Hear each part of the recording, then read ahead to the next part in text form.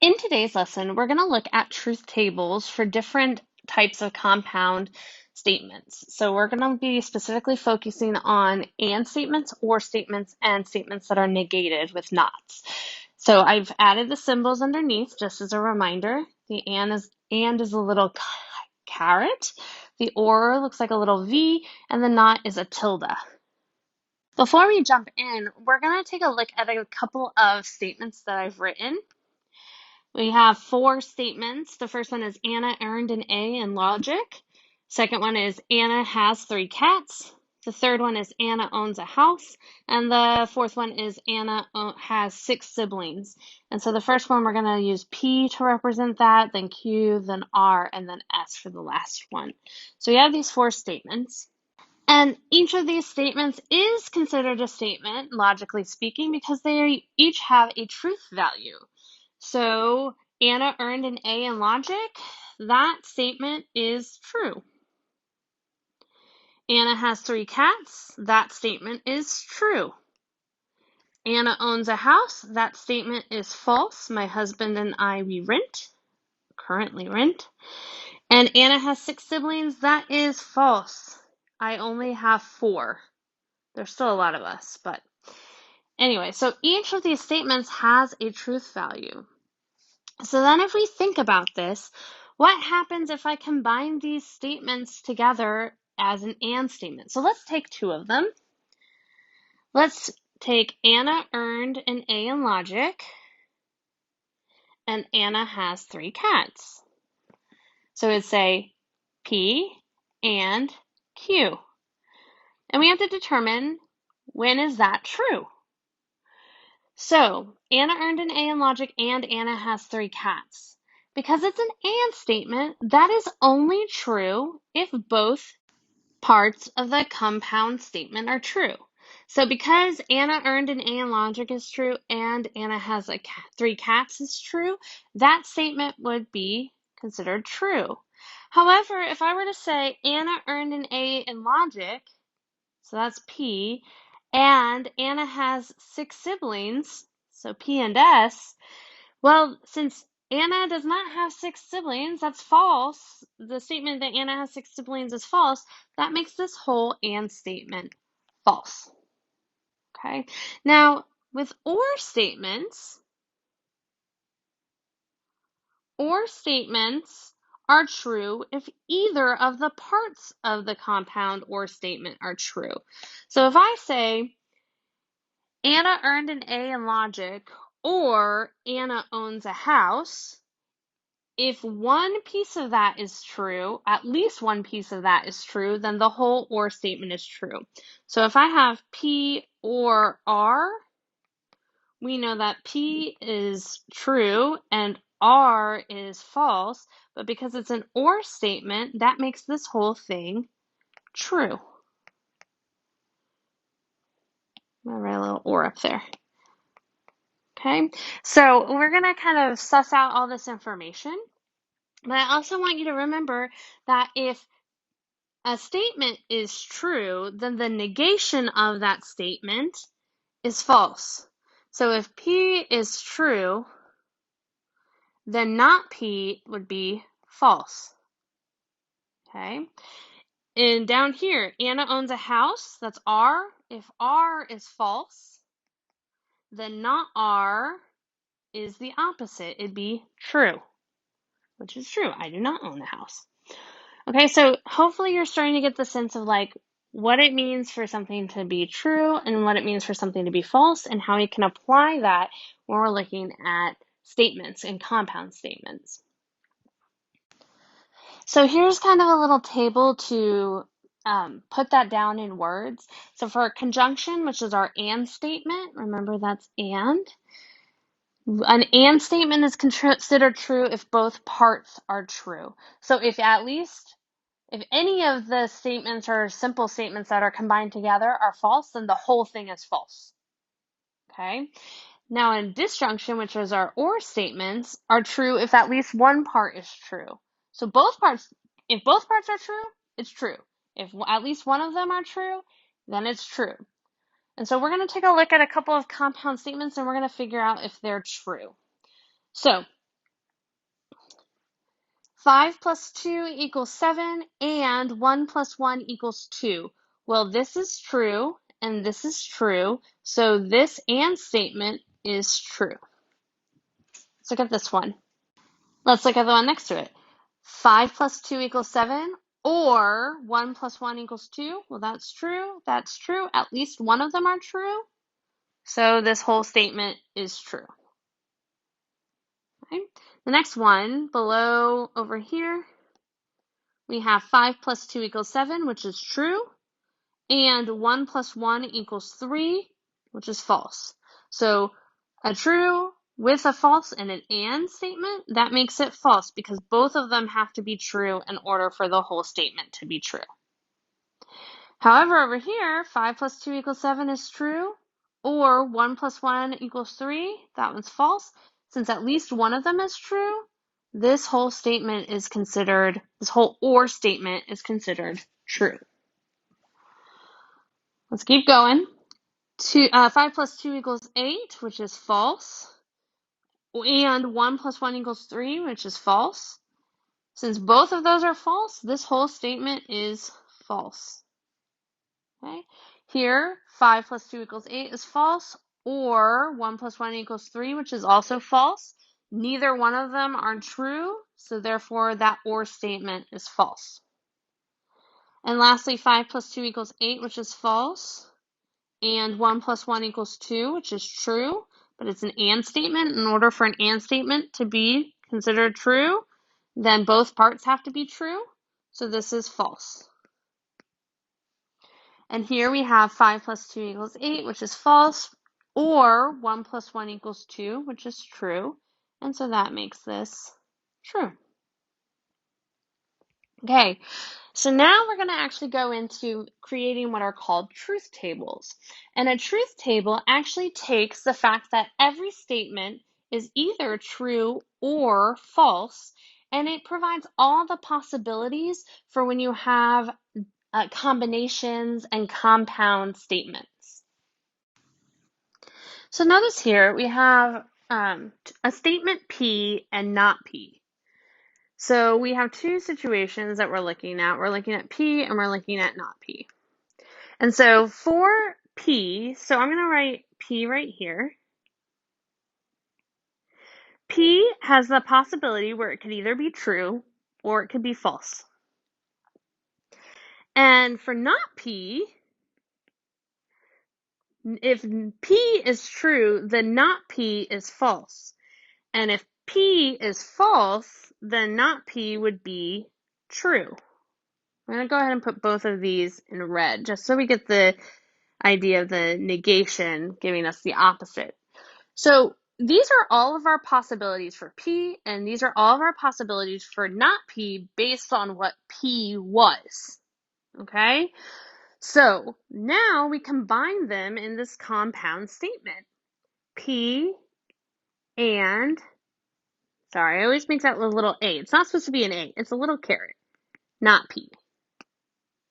Okay, so we then look at our possibilities over here, and we say, okay, well, if P is true, then not P is false, and so one of them is true, and the other one is false. So therefore, this and statement is false. And then same thing here, if P is false, then not P is true. And so therefore, that and statement would be false. So essentially, this is what a truth table is. It's determining what are the truth values and possibilities for our statements. And when we combine them together in a compound statement, we evaluate if it's an and statement, it's only true if both parts of the statement are true. Both ideas of the statement are true. The same thing for P or not P. So I'm going to make that same table.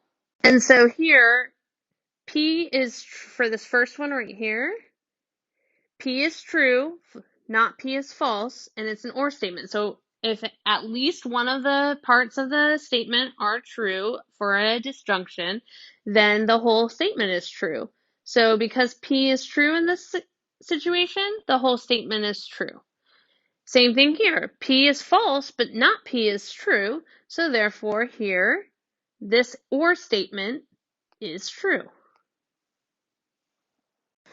Now notice with one statement and its negation, there's only technically one statement that we're looking at. And so we have two possibilities for true and truth values. It's either true or false. When we increase the number of statements that we're looking at, that's going to increase by a factor of 2. So let's look at some more examples and see what happens. So here we're looking at P and Q. So we have two statements. We have P and we have a statement Q. And for each of those, P is either true or false, and Q is either true or false. Okay, but you have to think about what are all the possible combinations. P could be true and Q could be true. P could be true and Q could be false. P could be false and Q could be true. And P could be false and Q could be false. So do you see how there are 4 possible combinations of truth values between these two statements? And you'll get into kind of a structure of how you do it. I always do, for the first statement, if there's 2 of them, I do, for the first statement, true, true, false, false. And for the second statement, I alternate them. True, false, true, false. And you'll see you'll get all your combinations. Let's think about what would happen if I had 3 statements, P, Q, and R. Well, each one has the possibility of being true or false, so that's going to give us 2, but there are 3 statements, so I have 2 to the third, or 8 different options. So I follow that same pattern. I will take my first statement, and I will list them as true, true, true, true. So the first half of them are all my trues, and then the 4 remaining are all falses. And then for the second statement, I would do 2 trues, 2 falses, 2 trues, 2 falses. And then for the last one, I would do alternate every other one. True, false, true, false, true, false, true, false. And so as you work on these truth tables, this will come more naturally to you, I promise. But let's take a look at this and statement. For an and statement, P and Q, that is only true if both parts of that and statement are true. So for this one, oops. For this one, both are true. P is true, Q is true, that and statement is true. Now here, only one of them is true, so that makes this false. Only one of them is true, so that makes this false. And this last one, both are false, which makes that and statement false. This is traditionally what a and statement with 2 statements looks like. The truth table for that looks like this. Now let's look at this one. I have P and not Q. So let me go ahead and write my truth table for P, Q, and I'm going to include a not Q column as well. So the first part of this looks identical to the previous example.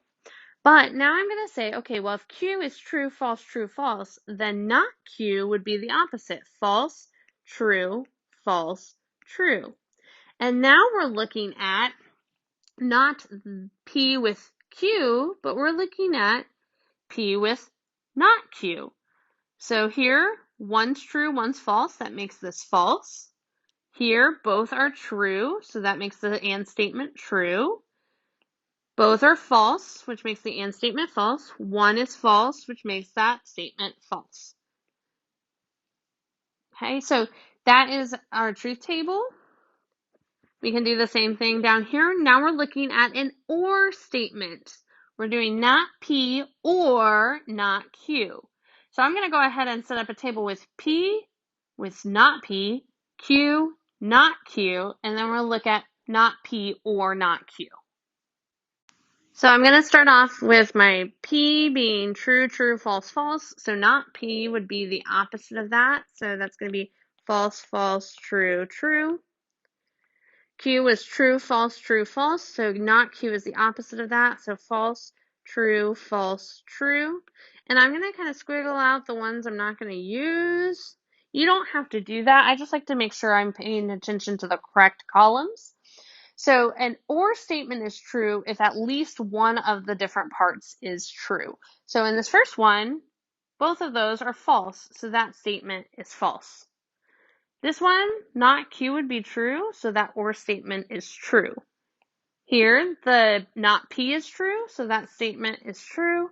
And lastly, both are true, which makes an or statement true.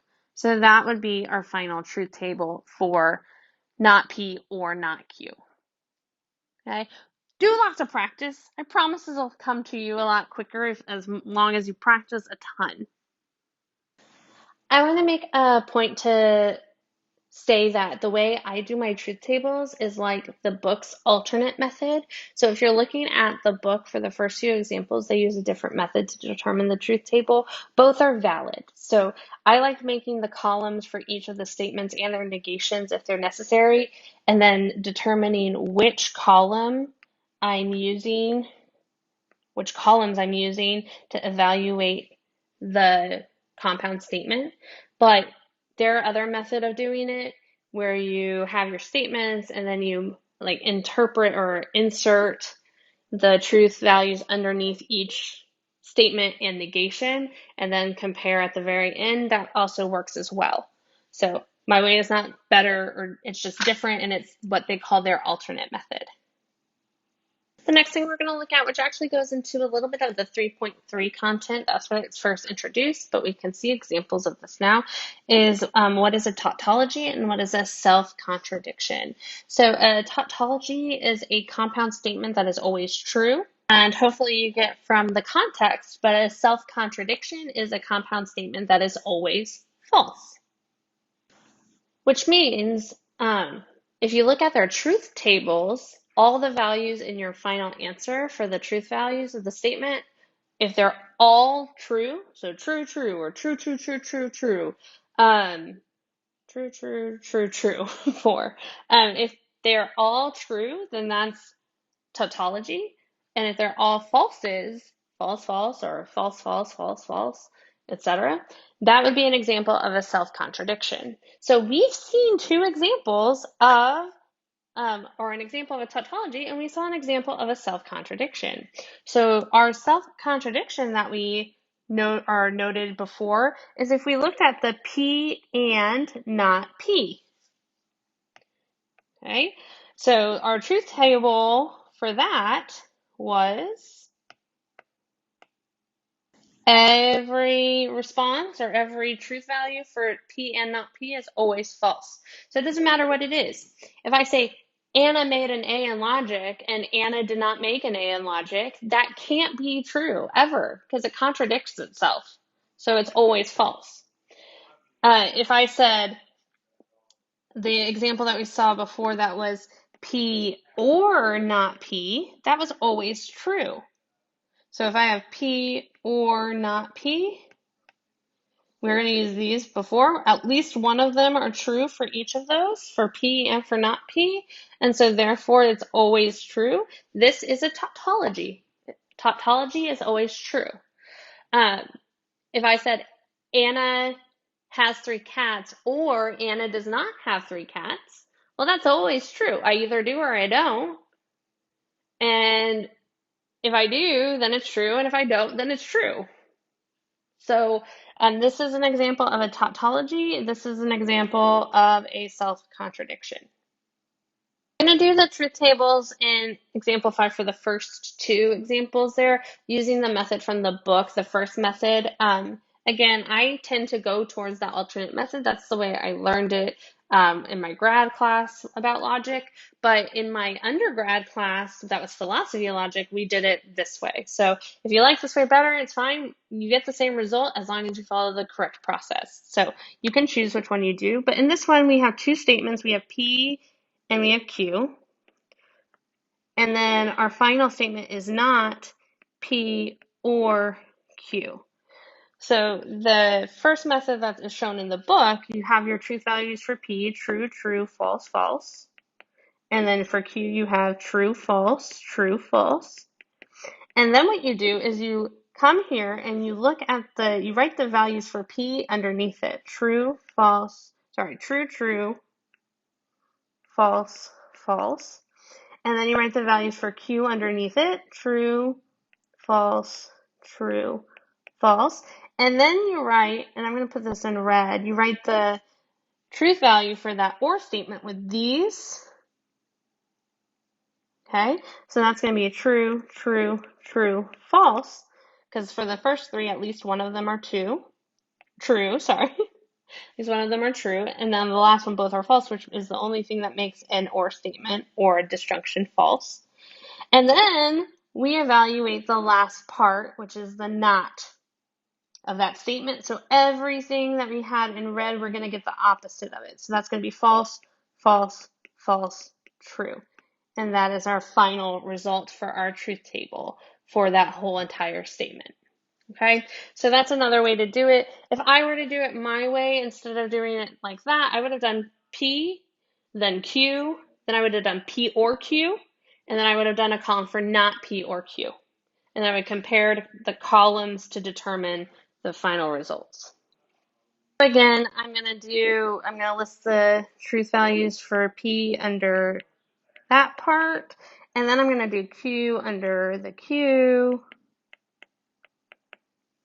Now make sure these kind of line up a little bit better than I've done. Okay, and then I'm going to do the not Q inside that parentheses. So I'm going to do that in red right here. So that's going to be the opposite of everything I got underneath Q. So that's going to be false, true, false, true. And then in purple, I'm going to do the or. So that's comparing this one with these. So an or statement is true if either one of them are true. So this one's true, so it makes it true. They're both true, which makes it true. They're both false, which makes it false. And there we have one false, one true. So one is true, that makes it true. And then we're going to finally, and in green, negate that purple part. So that's going to be false, false, true, false. And that would be our final answer that I circled in green. So if you like doing it that way, that's fine. If you like it the other way, doing it the other way, that is also fine. As long as you can arrive at the final conclusion correctly, you're in a good place. Okay, so then we have what logically equivalent statements are. Two statements are considered equivalent, which we use this symbol if both statements have exactly the same truth values in the answer columns of the truth tables. So same exact truth values.